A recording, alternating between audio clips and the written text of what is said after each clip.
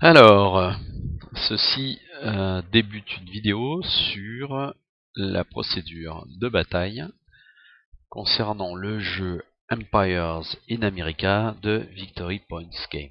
Alors, vous avez ici devant vous un flowchart qui explique la totalité de la procédure et je suivrai cette explication d'une vidéo de bataille.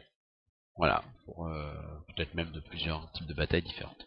En tout cas, commençons par le commencement. Ici donc, le point d'entrée du flowchart est là. Donc leader commitment, ça veut dire assignation de leader. Donc c'est obligatoire si le combat est lancé par les Français. Dans ce cas-là, ce sont les leaders à plus haute réputation qui sont engagés avant. C'est une règle optionnelle, mais bon, j'ai l'habitude de jouer avec toutes les règles optionnelles des jeux que j'utilise. Sinon, si c'est pas lancé par les Français, donc si c'est une bataille engagée par les Anglais, vous avez un choix libre d'assignation du leader. Quel est le type d'engagement? Alors, une fois qu'on a assigné un leader, on va d'abord se poser la question si nous sommes ou pas dans une zone de forteresse. Donc on va commencer dans une zone dite de wilderness, c'est-à-dire de région sauvage. Si on n'est pas dans une forteresse, la première question à se poser c'est y a-t-il un leader sur chaque côté dans chaque camp? Donc s'il y en a, on va aller dans ce que l'on appelle un engagement majeur. Donc une fois que les leaders sont assignés dans un engagement majeur, les Anglais doivent assigner des troupes auxiliaires. Donc ça c'est obligatoire, en fonction bien entendu des possibilités, des secteurs, etc. Les Français peuvent, vous pouvez décider d'assigner des troupes ou pas en plus. Une fois qu'on a assigné nos troupes, on va déterminer l'initiative. Alors, l'initiative est très simple à déterminer. Il y a le niveau du leader, plus X, hein, ça peut être 1, 2, 3. Donc, je vous invite à faire une comparaison. Par exemple, si l'anglais a 1 initiative et le français 1, ben, le delta est de 0. Donc là, on ne compte rien. Plus 1 si on défend une forteresse. Plus 1 si on est dans une zone sauvage, avec des troupes légères, light troops. Certains leaders ont des modificateurs tactiques, dans certains cas, ça sera plus X.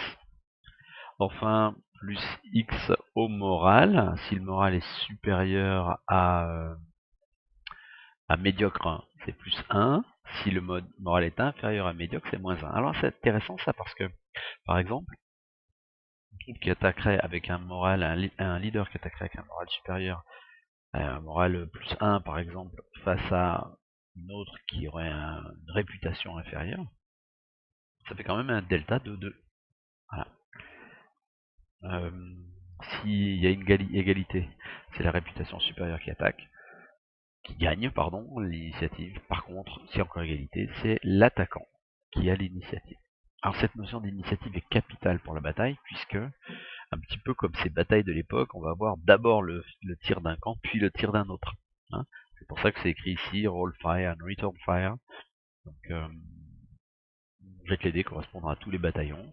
Sur un résultat de 5 ou 6, on cause des pertes à l'adversaire. Et puis, tout autre résultat n'est pas de perte du tout.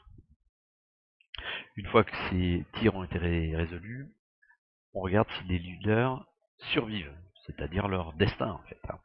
Donc pour chaque leader ayant participé à la bataille, même s'il n'y a pas eu de perte, on tire 2d6 sur un résultat de 2 ou 3, ou 4 s'ils ont perdu des bataillons. Le leader est tué, et il est remplacé par un leader de remplacement avec une réputation médiocre. Attention, si le leader de remplacement est tué, la carte est discard, c'est-à-dire éliminée. C'est important ça, parce que sur une perte nulle par exemple, avec un leader de remplacement, il est possible que la bataille soit gagnée ou perdue. On verra sur un exemple. Est-ce que toutes les cartes leaders sont encore sur le jeu? Est-ce qu'elles sont encore vivantes entre guillemets? Si oui, on se posera la question de la différence de bataillon, et c'est le camp qui a perdu le moins de bataillons qui a gagné, Check for reputation, ça veut dire que le vainqueur gagne 1 point en réputation et le perdant en perd 1. Si les cartes ne sont pas vivantes, le cas ici, on va se poser la question s'il en reste une. S'il reste une carte leader, le leader c'est celui qui a sa carte vivante. Donc rappelez-vous l'importance de ce que je viens de dire ici. Okay, enfin, si les deux leaders sont détruits, ou s'il n'y a pas de différence de perte de bataillon, eh bien on va sur une égalité. Dans ce cas-là, en cas d'attaque française, l'armée britannique reste en place. En cas d'attaque britannique, l'armée britannique retraite d'une case.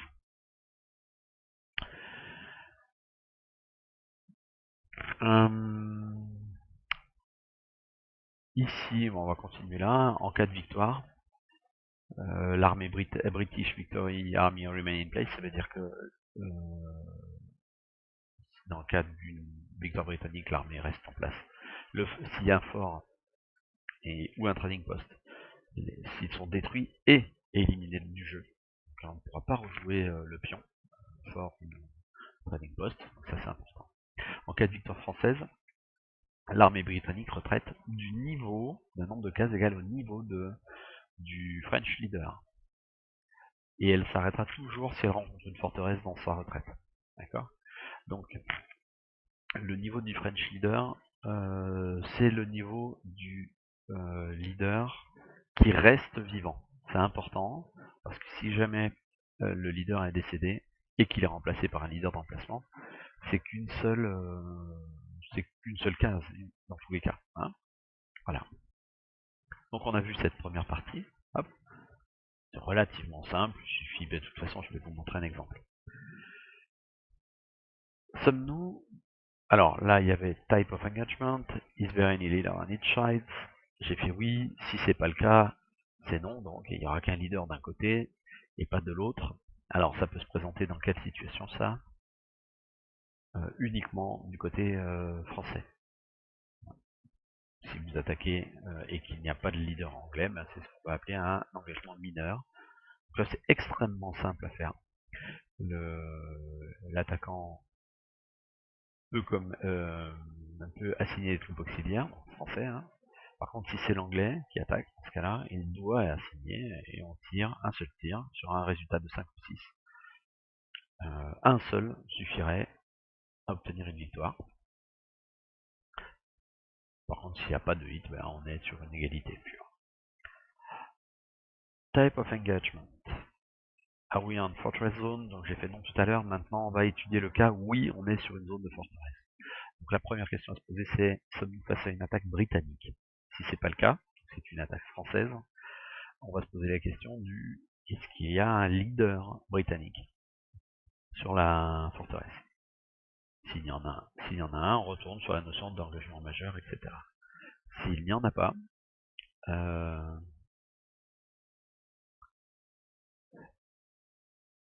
si possible, on doit engager pour les Anglais une force de garnison.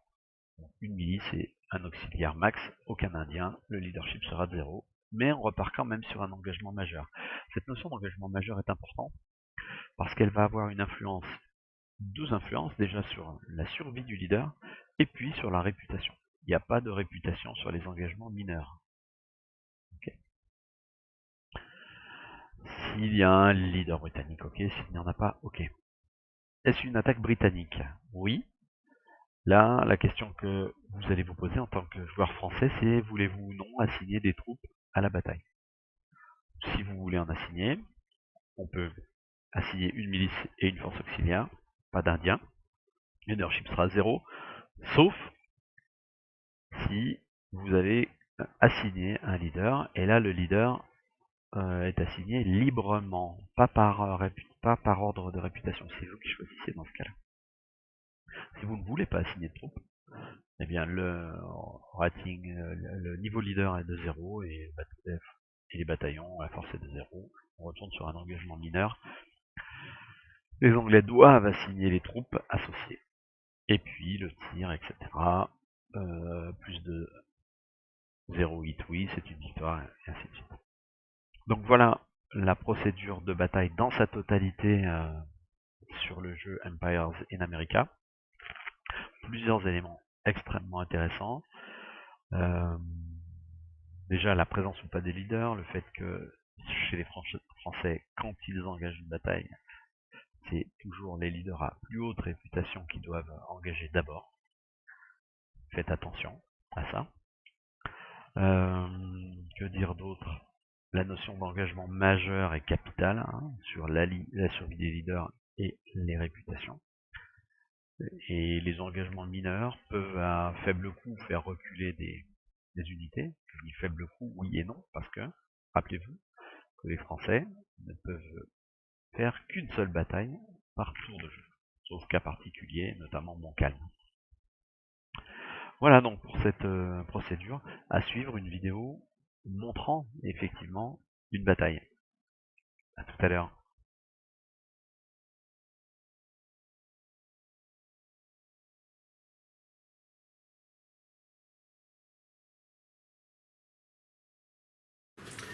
Bien, nous voici donc sur un exemple de bataille dans le jeu Empires in America, exemple qui fait suite à l'explication de la procédure.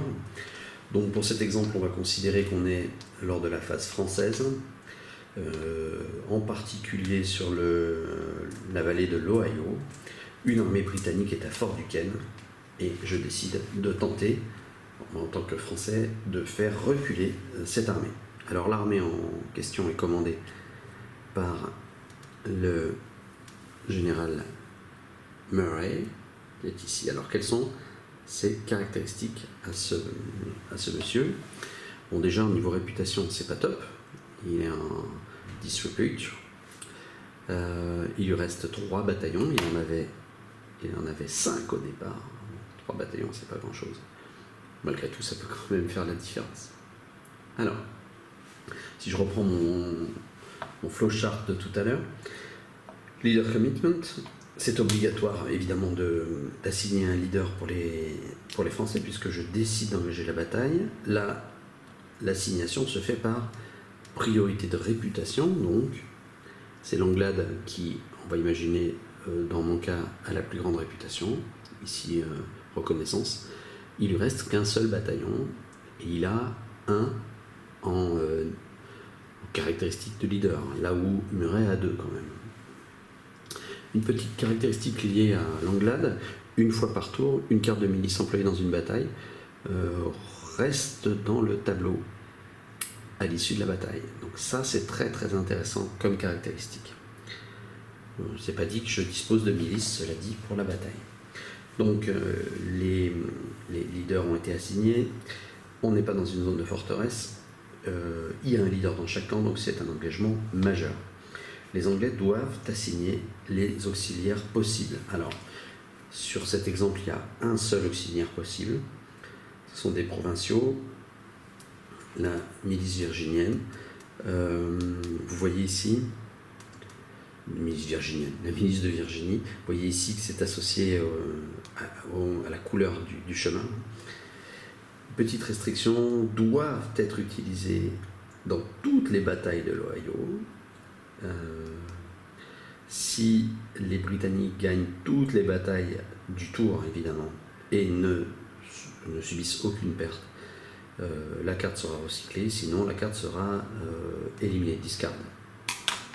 Donc ça, c'est l'assignation des Britanniques. Les Français peuvent, alors évidemment, là vous voyez qu'avec 3 et 3, ça fait quand même 6, on a tout intérêt à avoir calculé notre coût. Donc je vais assigner 2 cartes. La première, ce sont les Wyandots, les Anglais, les Indiens. Donc c'est une troupe qui a le Light Troop Bonus, évidemment. Cette carte sera recyclée si on gagne la partie sans perte, et puis discardée sinon. Et puis, je vais également assigner les Indiens algonquins. De la même façon, nous m'apporteront quand même 3. Donc voilà, vous voyez, la bataille se présente avec un certain équilibre pour le coup. Initiative. Alors, plus X pour les leaders. Donc là, il y a 2 pour Murray, 1 pour le français, donc ça fait plus 1 pour les anglais. Personne défend une forteresse, on est en wilderness et j'ai des light troops. D'accord? Donc ça compte une fois le bonus 1, donc plus 1 pour les anglais, plus 1 pour les français, ça fait 0 pour le moment, aucun delta. Tactical modifier pour les leaders, il n'y a pas de modification particulière.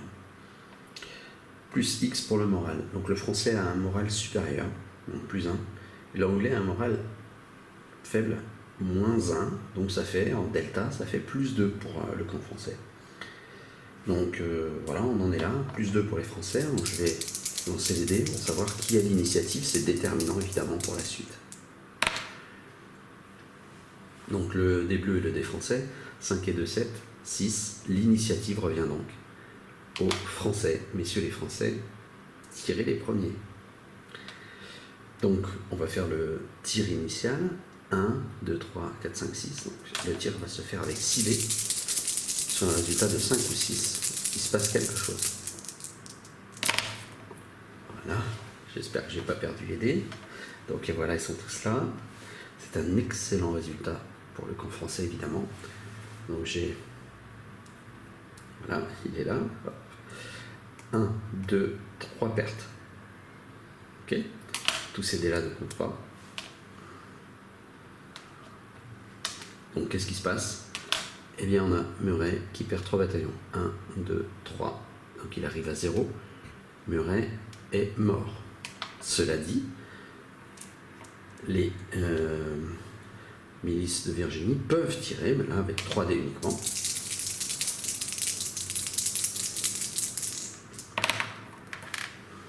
Alors, voilà le résultat. Il est en soi déjà très intéressant. Vous voyez que je peux éliminer ces 2 dés. L'Anglade perd 1 bataillon. Ce qui fait que l'Anglade meurt également. Alors, les 2 leaders sont tués. Ça, c'est une certitude. Et non seulement ils sont tués, mais leurs cartes sont éliminées. Donc, enlever les 2 cartes. En ce cas-là, les 2 cartes seront discardées, c'est-à-dire dans la pile discard. Every leader cards are alive, non. Donc, il ne reste même pas une carte leader. Il s'agit donc d'une pure égalité, comme c'est une attaque française. L'armée britannique reste en place. Maintenant, que fait-on de ces cartes? Alors déjà, pour les provinciaux, cette carte sera utilisée à chaque bataille dans la région de l'Ohio, donc je la garde, on ne sait jamais, peut-être que je vais lancer une autre bataille, si j'ai un autre général de disponible. Donc cette carte retourne dans ce qu'on appelle le plateau dans le jeu. Pour ce qui est des Indiens, la bataille n'a pas été gagnée, donc les 2 cartes, Wyandot, qui sont également appelés les Hurons, et Algonquins, sont discardées, ce qui est quand même pas un excellent résultat. Voilà donc pour ce premier exemple de bataille, je vais en publier un autre.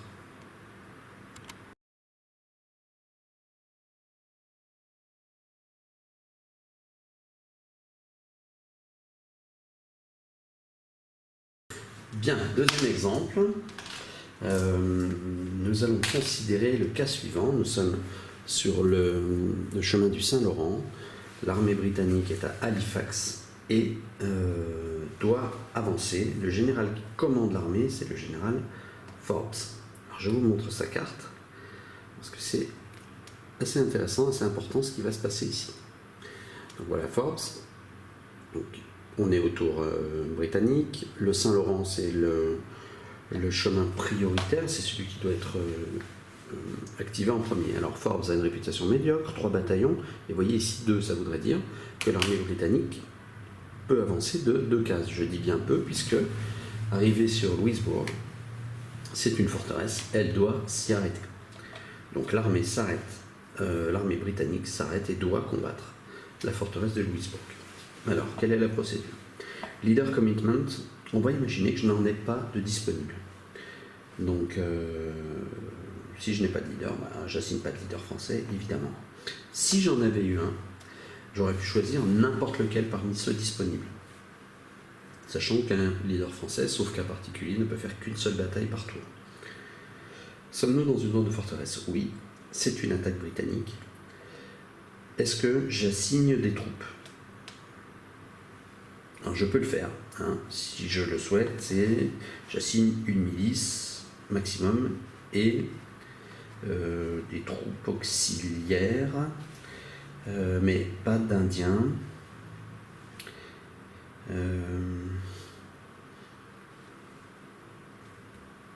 Je vais assigner volontairement cette carte-là, ces unités-là qui sont les troupes de la marine. Pourquoi pas, hein? Donc first troupes de la marine, ça apporte 2 bataillons, c'est quand même pas mal, et peuvent absorber un hit dans une bataille, donc un choc, hein, sur une bataille sur laquelle ils sont assignés. Ça peut être intéressant, ça permettrait d'éviter à la forteresse de chuter, mais ça, on verra ça plus tard. Donc comme j'ai assigné une troupe, on passe d'engagement mineur à un engagement majeur, ça sera donc un engagement majeur, avec donc une influence potentielle sur ces éléments-là concernant le leader Forbes. Les Anglais doivent assigner des troupes. Donc là, en l'occurrence, la troupe qui doit être assignée, c'est celle-ci. Donc c'est de l'artillerie, hein. Ne peut être assignée que sur un engagement majeur sur une forteresse. Si les Anglais gagnent ou égalité, la carte sera recyclée, sinon elle sera discard. L'initiative, donc on va regarder, il n'y a pas de souci, sachant qu'on a un leader potentiel, enfin inexistant là, mais c'est comme s'il y avait un leader qui a 0. Donc plus X, donc les Anglais c'est plus 2. Il y a une défense de forteresse, donc c'est plus 1 pour les Français, donc ça revient à plus 1 pour les Anglais. On n'est pas en wilderness, pas de modificateur. Au niveau moral, le leader Forbes étant médiocre, donc il n'a pas de modificateur particulier. Donc l'initiative est à plus 1 pour les Anglais. 5 et un 6, 1, l'initiative est anglaise, voilà pour le coup. Les Anglais vont pouvoir tirer avec 3 et 2, 5 dés.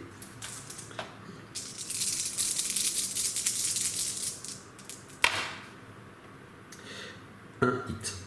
Vous voyez, donc on va pouvoir éliminer ces cartes, ces dés-là. Un hit. Qu'est-ce que je vois ici? Peut absorber un hit lors d'une bataille française. Donc, les troupes de la marine absorbent le hit, ce qui est quand même bien. Alors on pourrait se dire, est-ce qu'ils ont le droit de tirer? Il suffit de regarder ici. Discard after the battle. If it absorbs a hit, donc si l'unité a observé. Ou si l'armée française a perdu, etc. Sinon, la carte sera recyclée. Donc, le hit est absorbé, mais les Français peuvent tirer.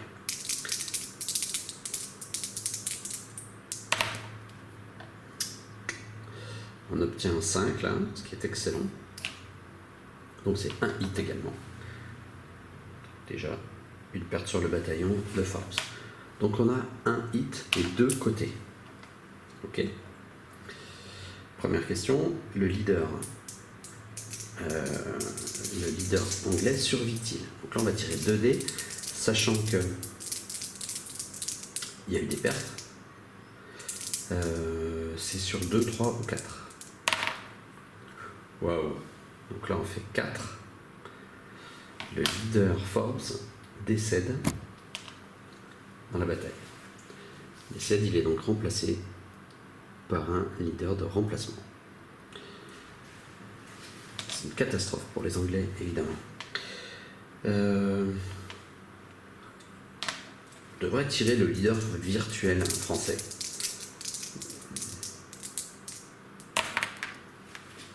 Alors, j'obtiens un 4. Donc ce leader virtuel décède également. Donc là, quand même, il y a beaucoup de pertes. Donc, every leader cards are alive, non.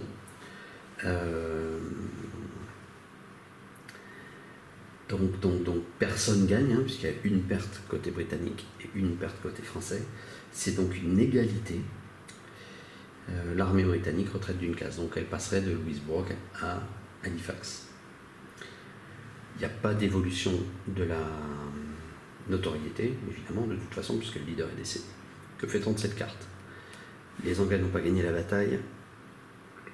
La carte est discardée. Côté français, on a absorbé un hit.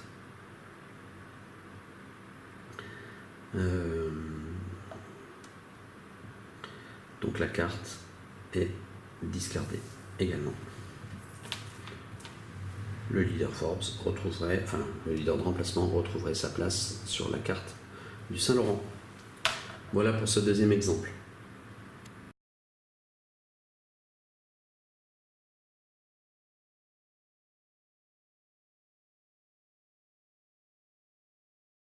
Troisième exemple et dernier. On va considérer le cas suivant. Nous sommes en toute fin de partie. Je n'ai plus de leader disponible, plus de carte disponible. C'est carrément... c'est la dèche, quoi.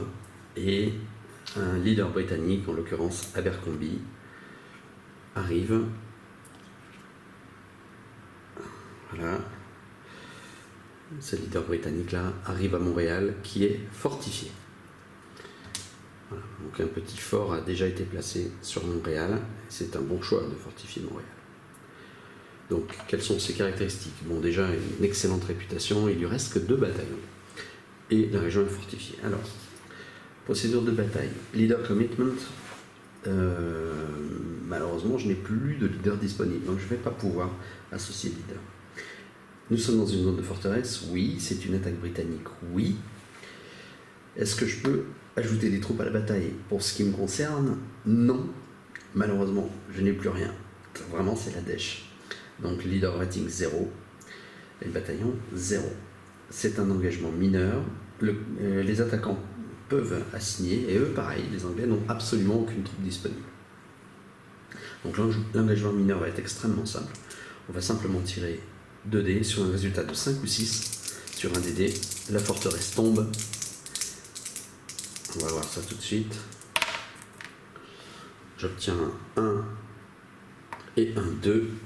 Donc là, la forteresse ne tombe pas. Que se passe-t-il dans ce cas-là?